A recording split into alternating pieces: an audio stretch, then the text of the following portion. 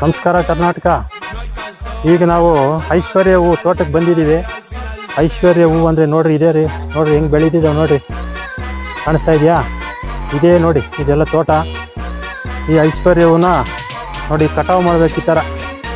ಈ ಥರ ಕಟಾವು ಮಾಡಿ ತೊಗೊಂಬಂದು ಮಾರ್ಕೆಟ್ಗೆ ಹಾಕೋದು. ಇವಾಗ ಸದ್ಯಕ್ಕೆ 180 190 ರೂಪಾಯಿ ಹೋಗ್ತೈತೆ ನೋಡಿ. ಚೆನ್ನಾಗಿ ಕಾಣಿಸ್ತಾ ಇದೆಯಾ? ನೋಡಿ, ಇದೆಲ್ಲ ಅದೇ ನಮ್ಮ ತೋಟ.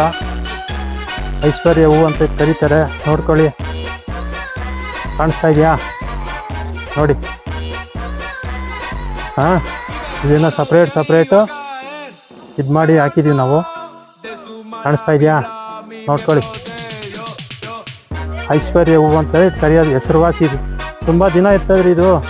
ಯಾವುದೇ ಕಾರಣಕ್ಕೆ ಅಷ್ಟು ಸುಲಭವಾಗಿ ಇದು ಉದುರೋಗೋದು, ರೆಕ್ಕೆ ಉದುರೋಗೋದು ಏನಾಗಲ್ಲ ನೋಡಿ. ತುಂಬ ದಿನ ಇರ್ತದೆ, ಗಟ್ಟಿ ಇದು ದಳ.